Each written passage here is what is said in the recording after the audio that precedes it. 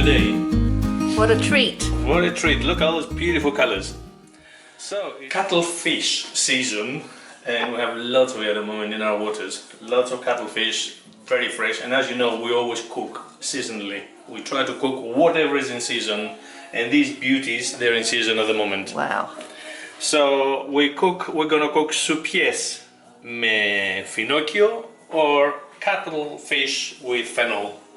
My mum used to cook it with spinach, with a wild horta, with all sorts of stuff, but we like it with fennel and peas and spring onions. So here we are, dry onion, garlic, spring onion, fennel, peas.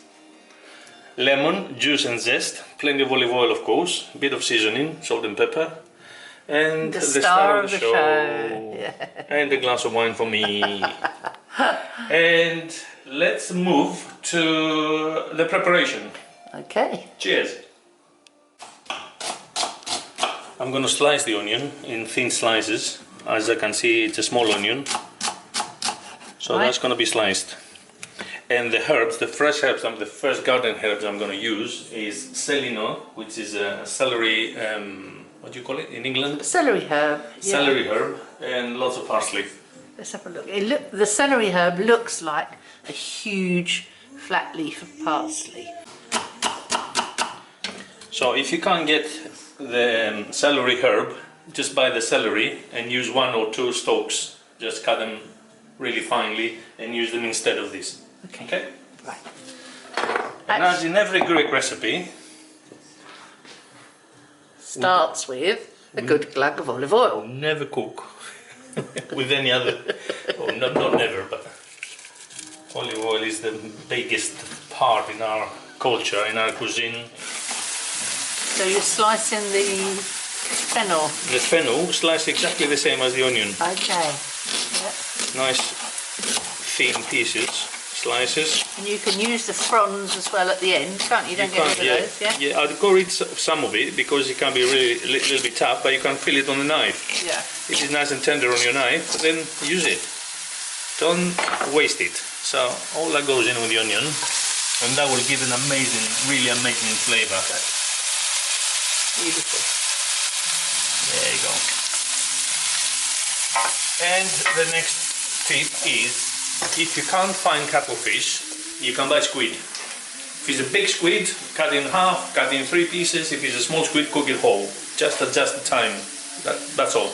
Okay. So, Yaman. What's coming up next, Chef? Come on. Next, Focus. I'm going to chop the onions and I'll have them ready, but I'm going to put them in later on. Okay. Again, cut them in small pieces. The green part as well. Yeah, that's lovely. Okay. So fresh and so tender, the green part. And I'm going to use Kiki's, my kumbara's little tip. It's not a tip really, but it's her way of cutting garlic. Right? And if you've seen the rabbit, you'll see Kiki taking a garlic. She never uses a chopping board, so she goes like this with the garlic, slicing it in hand,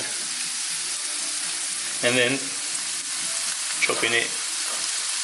Look at that. And the advantage of that is? If you haven't got a chopping board. Okay.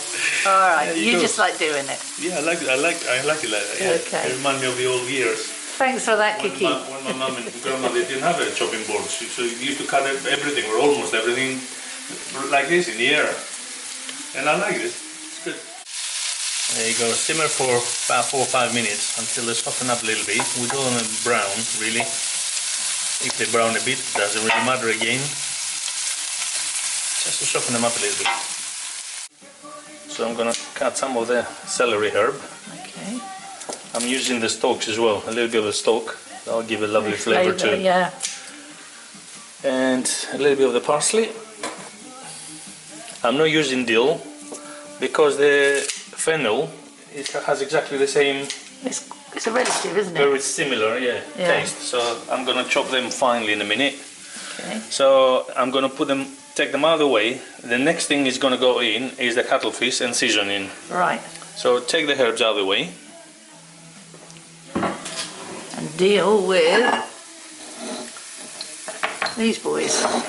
Deal with the boys. You can cut in strips, in thinner strips, but for serving purposes, so it looks more beautiful on the plate, I'm going to cut them like in this kind of size. What makes people think they've got more to eat, is it? I didn't think like that actually. Will that alter the cooking time? A little bit, not a lot.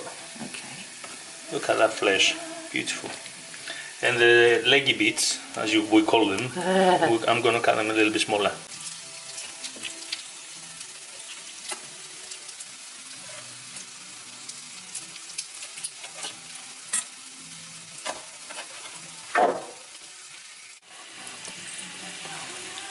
Lovely. I just had an idea, you know, you can never eat seafood without wine. Okay. So I think we should put a glass of wine in there as well. Well, that would work, I think. It does work, because when my dad did soupiers, the cuttlefish, with in a red sauce, in a tomato sauce, he always used to put a little bit of rosé or red wine in it. Okay. So let's go with white, because the sauce is white. It's not tomato jam. Let's go with white. Okay. So all the cuttlefish is in, beautiful. Beautiful. Just move that around in there. Move that around, and time to season it now. What with the wine? And with the wine, yes. Tiny bit of salt. You don't want much salt because the cuttlefish sometimes is quite salty. You can always add at the end. Yeah, you can't take away. You can always... That's right, as Kate says. But with the pepper, go. Go for it. Got the And garlic. spring onions and garlic going in next. And look at all these colours now. Look at that. And the drink of the gods. A glass of lovely vino. White wine going in there. Wonderful. And while this is, I'm gonna leave this to simmer for about 10-15 minutes now, and I'm gonna chop the herbs. Okay. So lid on, and forget these babies here for 15 minutes. And get on with chopping the herbs. Yeah, with the herbs. You are indeed. Okay, the herbs are ready. As you can see, they're all cut nice and fine. And I'm gonna zest my lemon. Take some of the zest out. And the zest now with the herbs, they're gonna go in the casserole. Last thing. Well, I'll stand back. Nice. The smell is just beautiful. I didn't put any water in, I have to say here, and because the cuttlefish, they're gonna release their own juices. So I'm just sprinkle the zest of lemon. It's gonna give you a lovely tangy fresh flavor and all these lovely herbs. And now I can check for water, and I think now probably needs a little bit. What I have here, just about 4 or 5 tablespoons. So this is all we're looking for. Okay. They've been in the casserole for half an hour, and in the last 5 or a little bit more minutes I took the lid off because I wanted the flavors to intensify and the liquids to absorb and disappear basically. I don't want water in there, I just want a little bit of sauce. So last minute thing now, just sprinkle your peas. Very vibrant. Make it more vibrant and colourful. And also a tablespoon of lemon juice.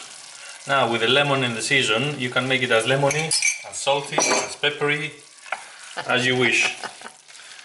So that's it. This is what we're looking for. We don't want any sauce. You just want the oils really, isn't that? That's right, that's right. So lid on a couple of minutes and I'll go to make some rice. That's what we're having it with today. Absolutely. So I'll see you all in a minute. Before I go this time, I'd like to thank you all for subscribing, for sharing, for like, and on Facebook and obviously on YouTube. And we look forward to see you in the next video. So,